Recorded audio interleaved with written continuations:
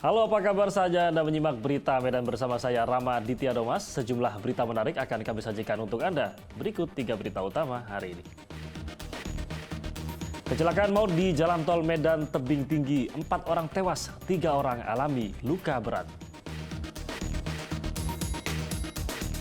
Belasan ribu ekor ternak babi mati massal diduga terkena virus ASF di Kabupaten Karo dan Dairi. Demo mahasiswa berlangsung ricuh di depan kantor Wali Kota Medan.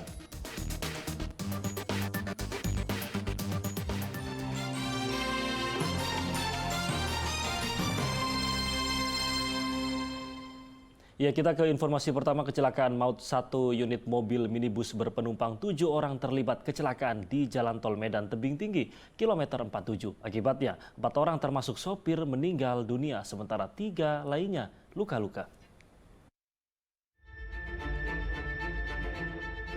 Polisi melakukan olah TKP di lokasi kecelakaan maut yang terjadi di Jalan Tol Medan Tebing Tinggi, kilometer 47, Kecamatan Lubuk Pakam, Kabupaten Deli Serdang. Kejadian berawal saat mobil minibus yang mengangkut 7 penumpang itu melaju dari arah Medan ke Simalungun. Tiba-tiba mobil hilang kendali menabrak kendaraan lain hingga terguling keluar ruas jalan tol.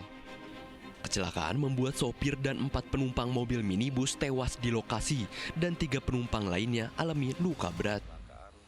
Antara satu unit mobil Innova ya diduga mengalami kecelakaan. Namun untuk lawan daripada Innova ini sampai sekarang kami masih dalam tahap penyelidikan dan pengembangan. Nah, ini mobil Innova ini dari arah mana, Pak? Innova ini datang dari arah Medan, arah ke Tebing. TKP-nya di kilometer berapa? Tepatnya TKP itu di kilometer 47-400 ya. Dengan Innova ini ada sebanyak 7 orang penumpang dan didapati 4 meninggal dunia, 3 luka parah. Sementara kasus kecelakaan maut ini masih dalam penyelidikan polisi. Korban tewas dan luka-luka sudah dilarikan polisi ke rumah sakit. Muhammad Hamdani melaporkan dari Deli Serdang. Ya, selanjutnya masih soal kecelakaan lalu lintas. Satu unit truk kontainer terguling di Jalan Lintas Sumatera Kota Padang Sidimpuan. Truk pengangkut triplex itu kehilangan kendali saat melintas di jalan berkelok. Akibatnya terjadi kemacetan panjang. Satu unit truk terlibat kecelakaan tunggal di Jalan Lintas Sumatera, Desa Simirik, Padang Sidimpuan pada Rabu lalu. Truk pengangkut 32 ton triplek itu terguling hingga menutupi badan jalan. Kejadian berawal saat truk melintas dari arah Parsa Bolas menuju kota Padang Sidimpuan. Sopir truk terkejut dengan kedatangan truk dari arah berlawanan hingga kehilangan kendali sampai akhirnya truk terguling. Tadi posisinya mobil nahan, nggak mau nahan si koldesel itu. Saya udah nahan dari atas, udah klakson. Si mobil koldesel memaksakan maksud. Ya, saya banting ke kanan, posisinya sekitar kena bagian kanan saya. Bodi saya udah kena pun juga. Kejadiannya seperti ini. Merancar. Dari mana, Bang? Dari Jakarta. Dari Jakarta. Iya. Ini muatannya apa aja, Bang? Triplek, Pak. Berapa ton ini, Bang? 32 ton. 32. Tidak ada korban jiwa dalam kecelakaan ini, namun terjadi kemacetan panjang di Jalan Lintas Sumatera, Desa Simirik, Padang Sidimpuan. Tuti Alawiyah Lubis melaporkan dari Padang Sidimpuan. Ya, informasi selanjutnya menjadi buron selama sebulan. Pelaku pencurian uang di sebuah warung di Desa Mekarsari, Asahan akhirnya diringkus polisi. Pelaku menggunakan uang curiannya untuk bermain judi daring. Polisi mengidentifikasi pelaku walau sempat menutupi wajah dengan selimut agar tidak terlihat di CCTV.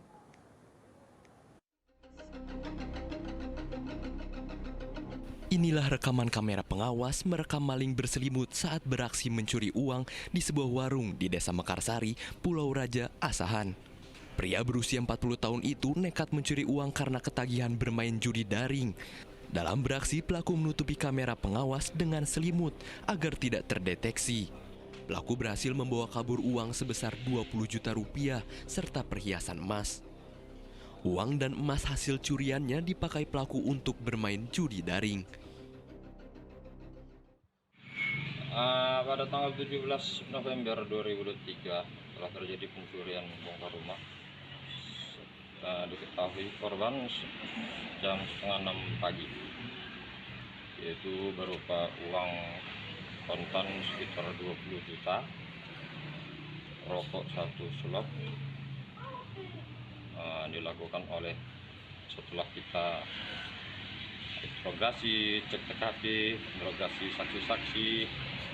Kita dalam penyelidikan kita ini lebih kurang 1 bulan lebih 1 hari. Alhamdulillah kita sudah berhasil menangkap tersangka.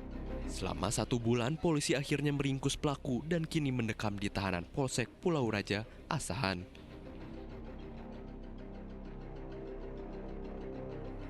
Tuti Alawiyah Lubis melaporkan dari Asahan. Ya, sementara belasan ribu ekor ternak babi milik PT Mahakarta mati massal di Desa Pertibi Tembe, Karo. Kematian massal ternak babi ini terjadi sejak bulan November hingga bulan Desember akibat terinfeksi virus African Swine Fever atau ASF. Perayaan Natal dan Tahun Baru menjadi kelam bagi peternak babi di Kabupaten Karo dan Dairi. Diduga merebaknya virus African Swine Fever atau ASF menyebar sejak bulan November lalu. Kurang lebih 15.000 ekor babi milik perusahaan peternak mati massal. Cepatnya penularan virus dan tingkat moralitas yang tinggi, pemilik memaksa menguburkan sisa ternak babi yang masih hidup agar menghambat laju penularan virus terlokalisir. Sejauh ini, Dinas Pertanian dan Peternakan belum mendapatkan vaksin untuk mencegah kematian massal ternak babi ini. Yang kita kemarin kan sudah kunjungi ke sana, terus sudah kita bawa juga Balai Veteriner Medan untuk pengecekan darah, surveillance istilahnya, mengecek darahnya apakah memang terkonfirmasi ASF atau tidak. Cuman kan ketika kita lihat gejalanya kan itu kan dugaan. Nah, jadi ini kan belum keluar hasil labnya memang, tapi memang dugaan kita kan sesuai dengan gejala-gejala yang ada. Terus kalau soal yang mati itu kan lahan mereka itu kan hampir 33 hektar. Jadi ada di situ ditanam kopi, jeruk apa semua. Jadi di sekitar situ dikorek pakai ekskavator beko, udah ditanam. Jadi kita anjurkan memang dikubur paling tidak 2 meter kan. Dinas Pertanian dan Peternakan Kabupaten Karo menghimbau masyarakat yang memiliki ternak babi agar menjaga kebersihan kandang dan makanan ternak. Tuti Alawiyah Lubis melaporkan dari Karo.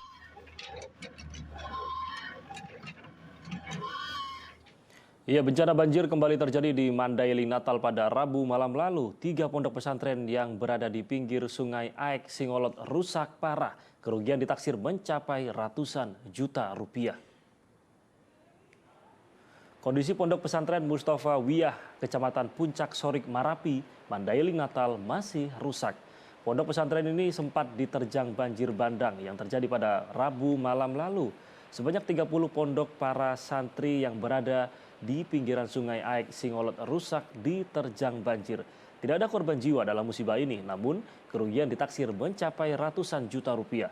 Pemerintah mengimbau kepada seluruh masyarakat dan santri agar tetap meningkatkan kewaspadaan, khususnya yang tinggal di pinggiran sungai, mengingat cuaca yang tidak menentu.